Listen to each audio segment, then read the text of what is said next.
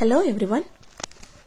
இன்னைக்கு நம்ம பார்க்க போறது UGTRB இங்கிலீஷ் எக்ஸாமோட அனாலிசிஸும் அதில இருந்து நம்ம என்னென்ன கத்துக்கிட்டோம் இனிமேட் வர எக்ஸாம்க்கு நம்ம எப்படி ப்ரிப்பேர் பண்ணனும் அத பத்தி பார்க்கலாம்.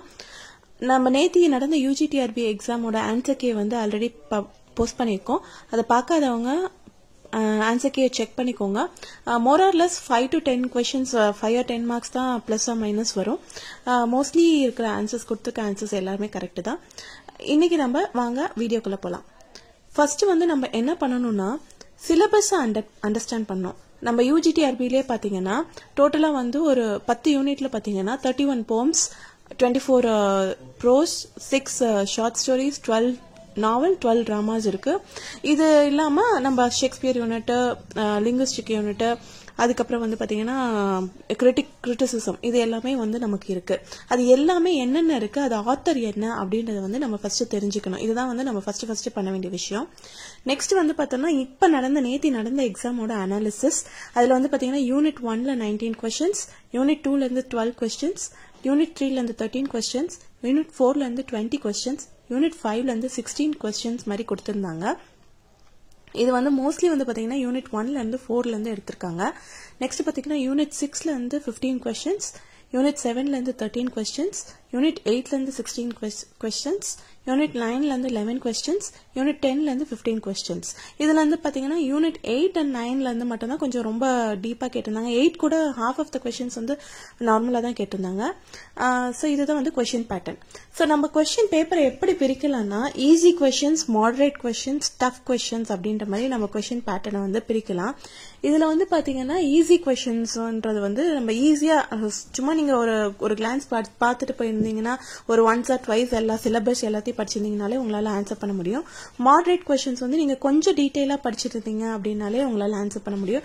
டஃப் क्वेश्चंस வந்து நீங்க ரொம்ப படிச்சிருக்கணும், பட் அண்ட் ஆஃப் கோர்ஸ் கொஞ்சம் கிரிட்டிக்கல் திங்கிங்காவும் கொடுத்திருந்தாங்க. சோ ஈஸி क्वेश्चंस வந்து எதை பேஸ்டா இருந்ததுன்னு பாத்தீங்கன்னா ஆத்தர் பேஸ்டா இருந்தது.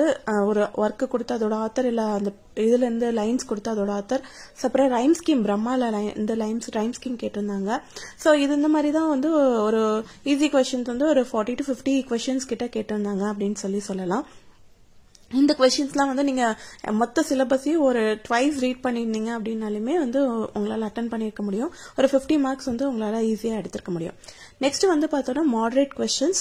இதுல வந்து பார்த்தோம்னா நம்ம டீடைல்டு சம்மரி நீங்க படிச்சிருக்கீங்க, எல்லா ஸ்டோரி, எல்லா நாவல், டிராமாவோட டீடைல் சம்மரி படிச்சிருக்கீங்க. அப்புறம் மந்த்ஸ் நேம், பிகினிங்ல இருக்க மந்த் நேம், அப்புறம் பிகினிங் சாப்டர்ஸ்ல இருக்கிறத மட்டும் நீங்க படிச்சிருக்கீங்க அப்படினாலே இது வந்து உங்களால மாடரேட் क्वेश्चंस வந்து ஒரு 50 questions வச்சுக்கிட்டோம்னா நீங்க மினிமம் 30 to 35 questions உங்களால ஆன்சர் பண்ணிருக்க முடியும்.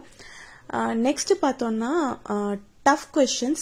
இதுதான் வந்து ரொம்ப இதா இருந்தது. இந்த டஃப் क्वेश्चंसல வந்து பார்த்தோம்னா நமக்கு மோஸ்ட்லி வந்து யூனிட் 3, 8 and 9ல இருந்து வந்திருந்தது. ஒரு சில क्वेश्चंस தான் வந்து மத்த யூனிட்ல இருந்து வந்திருந்தது. யூனிட் 3ல இருந்து பாத்தீங்கன்னா ஆடியன்ஸ் அப்புறம் அந்த எக்ஸ்ட்ரா இதுதான் கேட்டிருந்தாங்க. மேக்பத் இத அந்த டிராமால இருந்து கேட்கவே இல்லை நிறைய. நெக்ஸ்ட் வந்து யூனிட் 8ல வந்து பேசிக்கா இருந்த கொஞ்சம் மட்டும் கொடுத்திருந்தாங்க. புக் அண்ட் ஆத்தர் பத்தி நிறைய கேட்டிருந்தாங்க. யூனிட் 9ல வந்து கொஞ்சம் டீடைலாவே கேட்டிருந்தாங்க. உள்ளுக்குள்ளே போய் அதை அண்டர்ஸ்டாண்ட் பண்ணிட்டாதான் எழுத முடியுன்ற மாதிரி கேட்டிருந்தாங்க.